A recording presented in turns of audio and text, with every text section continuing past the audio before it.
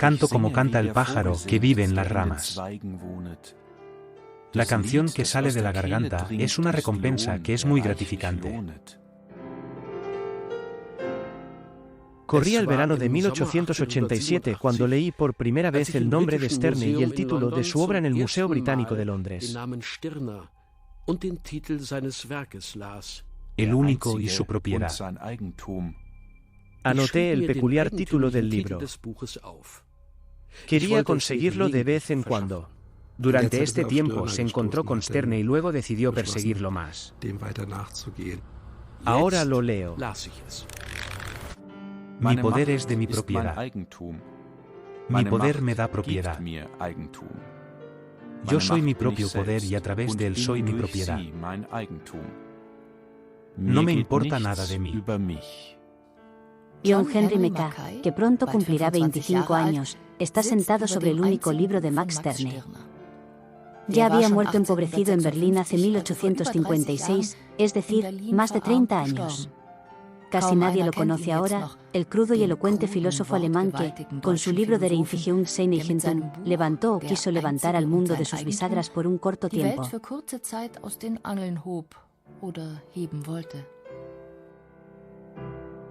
Canto porque soy cantante. Pero te uso para esto, porque necesito oídos. Donde quiera que el mundo se interponga en mi camino, y se interponga en mi camino en todas partes, lo consumo para satisfacer el hambre de mi egoísmo. La decisión fue clara en mí de dedicar parte del trabajo de mi vida a la exploración de esta existencia completamente perdida. Al igual que John Henry Mackay, muchos de sus contemporáneos son un poco más tarde. Estás electrificado por la puerta de entrada. Por ejemplo, el escritor Oscar Paniza. Sterne ha demostrado que el pensamiento puede ser más que microscopía, mediciones de cráneo, pesaje cerebral y psicología experimental. O Rudolf Steiner, el fundador de la antroposofía. Lamenta que el único y su propiedad hayan sido olvidados durante más de 30 años. Este sentimiento de dolor debe estar presente en aquellos que pasaron su juventud durante el tiempo en que se olvidó el libro de Sterne. Steiner dice que el efecto emocionante completo del libro se desarrolla solo cuando lo lee un veinteañero. Por supuesto, se supone que muchos otros han leído la obra, por ejemplo, Friedrich Nietzsche. Incluso hubo una disputa sobre esto entre los eruditos. Por un lado, los seguidores de Sterne, que casi querían acusar a Nietzsche de plagiar a Sterne en el peor de los casos. Y Sterne es un filósofo mucho mayor. Dice el conocedor de Sterne Alexander Stulpe, autor del libro Caras del Único. Max Sterne y la anatomía de la individualidad moderna. Por otro lado, los nietzscheanos, quienes, por supuesto, enfatizaron la originalidad de Nietzsche, pero había en ese momento, creo que a principios de los años 20, en la segunda mitad del siglo XX, también una disertación, donde el autor intenta demostrar que uno de los estudiantes favoritos de Nietzsche en Basilea tomó prestada la obra de Storner en la biblioteca de la universidad. Y luego estaba Nietzsche. Queda por ver si Nietzsche fue el único que leyó y poseyó su propiedad o no. De todos modos, el libro de Max Sterne lo descubre, a finales de los 19, a finales del siglo XIX, un renacimiento, un interés que le fue negado durante su vida. ¿Desencadenada por el descubrimiento del joven John Henry Mackay en el Museo Británico? Sí, al menos fue un factor que pertenece a este renacimiento, digámoslo de esta manera. Entonces, si realmente los desencadenó es difícil. Así que siempre se habla en términos contemporáneos, es decir, que el tema de la publicidad barata de 1892 jugó un papel. Sin embargo, en el Mackay común también fue aceptado como un descubridor de Sterne. Porque Mackay, después de leer el breviario marrón, se sumerge en la exploración de la vida de Sterne. Un gran filósofo así también debe haber dejado una gran huella. Pero nada de eso. Se fue y no dejó nada más que su obra inmortal. Su patrimonio escrito está perdido y destruido, hasta donde yo sé. Ni siquiera existe una foto de él. Solo una caricatura, dibujada por Friedrich Engels. Mackay no se rinde. En la primavera de 1889, publica un anuncio en todos los periódicos importantes. Cualquiera que conociera a Max Sterne debería ponerse en contacto. Les pido a todos que me cuenten de sus recuerdos lo que saben sobre Max Sterne. Estaré agradecido incluso por la comunicación más pequeña. John Henry Mackay, Zürich Oettingen, Oettingenstraße 5. Muchos no informan, pero al menos Mackay encuentra la tumba disuelta de Sterne en Berlín, el lugar de nacimiento en Bayreuth. Sobre todo, se entera de que la segunda esposa de Sterne, Marie Dannard, todavía está viva. En Londres, a punto de cumplir 80 años, él le enviará un cuestionario detallado para una respuesta amable. Por una amable respuesta. ¿Alguna vez ha habido una foto de Sterne en un periódico que recuerdes?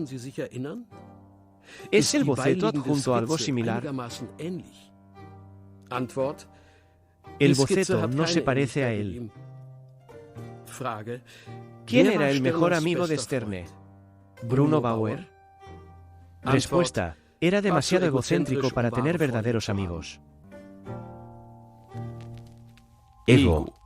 Johannes Kasparus Smith, Evangelista Confessione Addictus. Un currículum vitae escrito por Johann Caspar Schmidt, presentado a la Universidad de Berlín para obtener la autorización para convertirse en maestro de escuela. Johann Caspar Schmidt, de confesión protestante, nació en Bayreuth a los 25 años, octubre de 1806. En ese momento, Sterne no era Sterne, sino Schmidt, Johann Caspar Schmidt. Solo se convierte en Max Sterne cuando comienza a publicar artículos en periódicos. Hay información de que Sterne ya se llamaba Sterne en la escuela debido a su frente supuestamente sorprendentemente alta. Dice Alexander Stulpe, científico de la Universidad de Hamburgo. Luego, como Max, Máximo el más grande, es decir, el que tiene la frente más grande, es decir, el rebelde más grande, de modo que el nombre, hablando, debería ser básicamente el epítome de su filosofía empírica revolucionaria o rebelde. Así que este es el punto de vista de sus admiradores. Muchas leyendas, no solo su seudónimo, se clasifican entre los filósofos egocéntricos. Él, el solitario, pasa los últimos años de su vida recluido en Berlín.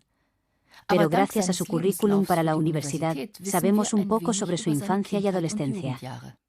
Mi padre era flautista. Murió poco después de que yo naciera. Mi madre se casó 3 años después y vino a Calm, en Prusia Occidental. Un año después, su madre le trae a su hijo Caspar, en ese momento su nombre todavía era ese, a ella y a su nuevo esposo en Calm. Pero ya a la edad de 12 años, regresa a Bayreuth solo a una familia de acogida, para asistir al gimnasio local y graduarse. Con el grado del primer grado y el predicado. Muy digno.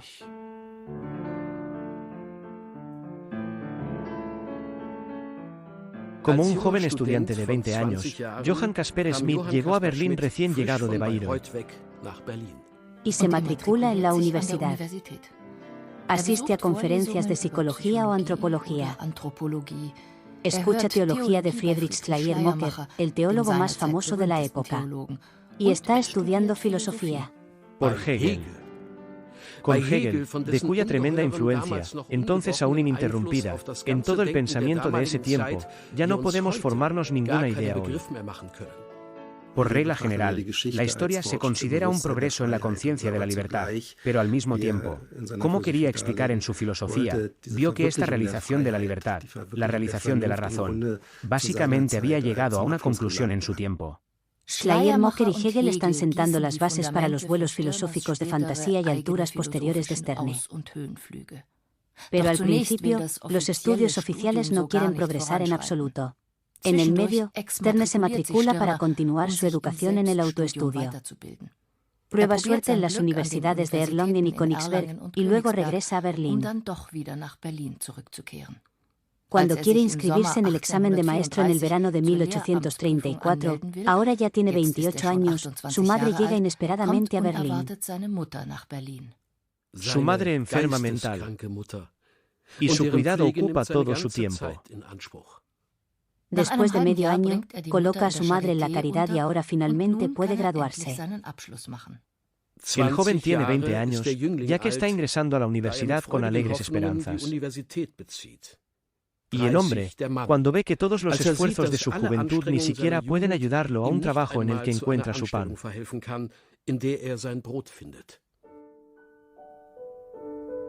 Sterne luego encuentra otro trabajo.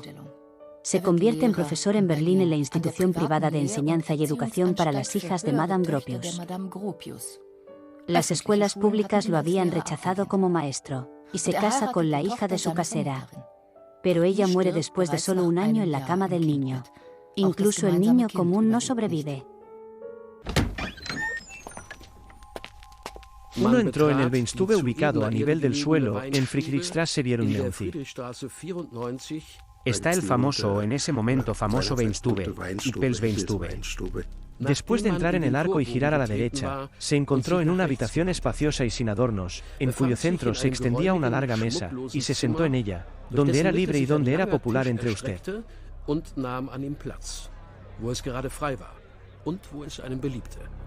Sterne ha encontrado una nueva familia. Aquí, en el Ipelchen Weinstube, se reúnen los autoproclamados hombres libres. Un grupo de hombres coloridos y sobre todo alegres que trazan el espíritu mundial en el vino. Eran, en resumen, los estudiantes de izquierda. Hegel les gusta decir. Así que aquellos que, siguiendo a Hegel, querían impulsar lo que consideraban una filosofía revolucionaria, como una gran obra de la Ilustración y la realización de la razón, querían empujar esta filosofía más allá de sí mismos. Se llaman la pandilla hippie, o el club del doctor. Karl Marx, incluso por un tiempo entre los libres, regaña a la Sagrada Familia. El jefe de la familia, Bruno Bauer, pasatiempo principal, jugar a las cartas, también filósofo y teólogo. Y aquí, entre los hippelianos, un día aparece Max Stirne. Ahora tiene 30 y tantos años. Durante varios años sigue siendo un habitual en este club. Es una asociación espiritual, no civil, no estatutaria, una asociación de la que no se puede decir que esté aquí o allá. Escribe Sterne.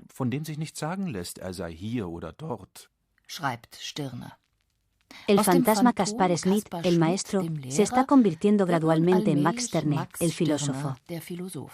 Sus contornos ahora se están volviendo reconocibles. Era un hombre esbelto, casi demacrado.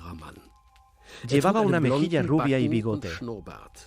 Detrás de las gafas, ojos azules brillantes miraban con calma y suavidad. Con la ayuda de informes de antiguos hippelianos, John Henry Mecca intenta poner en palabras la apariencia y el carácter de Sterne. Fumaba mucho, casi todo el día. Tal vez no tenía pasión, en todo caso no tenía brutalidad. Tendremos que tratar de resolver el enigma de cómo pudo soportar tantos años en los ruidosos y a menudo altos círculos de Ippel más tarde. Sterne, que supuestamente nunca participa en las bromas y los atracones de alcohol de Free, encuentra nuevas tareas en este entorno. Ahora publica artículos más pequeños en el Rheinische Zeitung y en Leipziger Allgemeine. Y de ahora en adelante le gusta decorarse con un doctorado que, por supuesto, se ha otorgado a sí mismo, aunque solo le gusta hablar de la vanidad del titular. Max.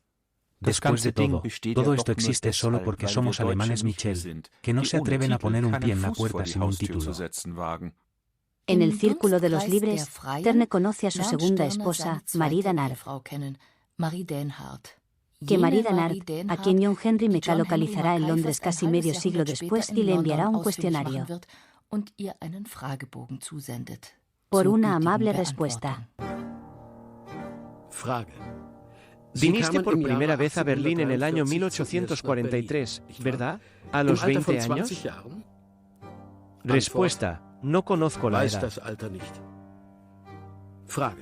El matrimonio tuvo lugar a los 21 años. Octubre de 1843 tuvo lugar en el apartamento de Sterne Neukölln en el Paseo Marítimo 23, ¿verdad? Respuesta: no sé cuándo tuvo lugar la boda. ¿Tu matrimonio no fue feliz? No hay respuesta. Sí, creo que los dos tampoco estaban tan contentos. Luego rompieron y sí, ella también se convirtió al catolicismo, que yo sepa. Y creo que también consiguió tu fortuna. Ahora, ¿qué es el matrimonio, que se elogia como una relación sagrada, aparte de la fijación de una relación interesante, a pesar del peligro de que se vuelva poco interesante y sin sentido?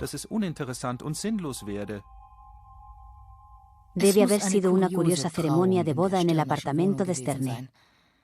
Solo cuando llega el sacerdote, los invitados a la boda dejan a un lado sus naipes a regañadientes. Cuando pide una Biblia, no la hay. Y ahí están ahora, los recién casados, sin ceremonias. La novia sin un vestido de novia festivo, la pareja supuestamente olvidó los anillos. Bruno Bauer saca 2 anillos de latón de su bolso. Pensó que podrían mantener unido el matrimonio tan bien o mejor como los dorados. El matrimonio debe durar solo 2 años y medio. Es posible que Sterne no haya pasado mucho tiempo con su esposa Marie, aunque pronto deja su trabajo como maestro y vive de la fortuna de su esposa. Porque se ha rumoreado entre la gente libre durante mucho tiempo que está trabajando en un trabajo extenso, acumulando hoja tras hoja, y el peculiar tejido de sus pensamientos sigue creciendo. Sterne está trabajando duro en su obra maestra de Reinzige y en su propiedad. El libro se publicará en octubre de 1844. Que no debería ser asunto mío. En primer lugar, la buena causa, luego la causa de Dios, la causa de la humanidad, la verdad, la libertad, la humanidad, la justicia. Además, la causa de mi pueblo, mi príncipe, mi patria, de manera similar la causa del espíritu y 1000 otras cosas.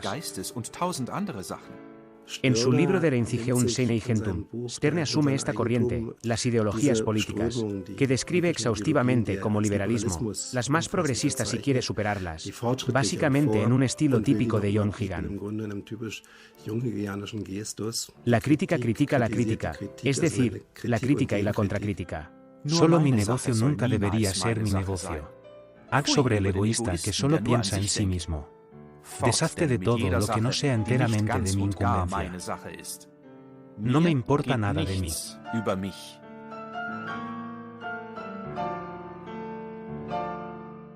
Originalmente, se suponía que el libro se llamaría Yo. Connie Stirne sobreescribió la segunda parte principal del libro. El primero se llama Hombre. En principio, está construyendo un edificio de pensamiento simple. Cada persona es única y tiene derecho a vivir de forma independiente o, más modernamente, a desarrollar su personalidad. Solo las instituciones enteras, como la Iglesia, el Estado o la familia, se oponen a esto. Porque incluso si la iluminación ha empujado a Dios del trono, solo lo ha reemplazado con el hombre, con el humanismo. Sterne no solo se enfurece contra Dios, sino contra todo lo santo que ha tomado su lugar. ¿La solución a la miseria? Ni liberalismo ni comunismo, sino puro egoísmo. No es que Sterne se repitiera a sí mismo, escribe el bien intencionado John Henry Mackay, pero inagotable como la naturaleza misma, que siempre se complace de nuevo en aparentes repeticiones y cuyas formaciones nunca se parecen entre sí. Su territorio es grande y ancho. Creo que es el caso de que ciertos leitmotivs aparezcan una y otra vez. Dice Alexander Stulpe de la Universidad de Hamburgo. Realmente distinguiría como el central, ver esta distinción entre el único y el poseído y sus años correspondientes, que son derivados. Hay lo sagrado y lo sagrado. Existe la propiedad en contraste con lo sagrado. Uno distingue el egoísmo que propaga del liberalismo. Dicen de Dios, los nombres no te llaman. Esto es cierto de mí. Ningún término me expresa. Nada de lo que se afirma como mi ser me agota. Son solo nombres. Del mismo modo, se dice de Dios que Él es perfecto y no tiene profesión para luchar por la perfección. Esto también se aplica a mí solo. Incluso si Mackay piensa que el éxito del libro parecía haber sido rotundo, incluso sensacional, y que para Navidad a más tardar 1844 había estado debajo de cada árbol de Navidad libre pensador, la realidad puede haber sido diferente. Hay pocas críticas en los periódicos. Los críticos quedaron perplejos por la obra. Un crítico escribe sobre el exceso de una filosofía escolar moribunda. Uno más dispuesto juzga que el libro es un suspiro de un alma hermosa ejecutado con ditirambo. Karl Marx acusa a St. Max, como él llama a Sterne, de libertinaje en el pensamiento. Incluso la censura, que prohíbe inmediatamente al único y su propiedad después de su aparición, revoca su decisión después de solo una semana. El trabajo caprichoso se libera de nuevo para su distribución sin obstáculos. La razón de este procedimiento es el gran volumen del libro, que debería desalentar la lectura, y luego la falta de apoyo demasiado obvia para las opiniones que el autor defiende en él y que difícilmente podrían considerarse dañinas. Die der Verfasser darin verfechtet und die kaum als schadenstiftend betrachtet werden könnten. Con el estallido de la Revolución de Mers, 1848 libros de Sterne finalmente desaparecen del mundo filosófico del pensamiento. Su esposa Marie lo dejó después de que Sterne gastara el resto de su fortuna. Quería criar a un distribuidor de leche en Berlín y fracasó grandiosamente. Marie huye a Londres. Sterne le había dedicado su pesado libro. Mi querida Marie Denhardt. Sterne está empobrecido. Apenas sale de su apartamento, se retira. A los 25, junio de 1856 muere por las consecuencias de una picadura de insecto, ni siquiera de 50 años. John Henry Mecca, el coleccionista incansable, a quien es gracias que la vida de Sterne no ha caído en el olvido, hace una última pregunta en su cuestionario a Marie Denhardt.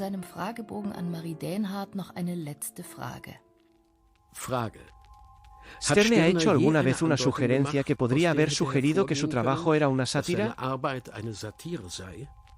Respuesta: no a ella. Al final del cuestionario, Marie Denhardt escribe que ya no desea mantener más correspondencia sobre este tema. Estaba enferma y se preparaba para la muerte.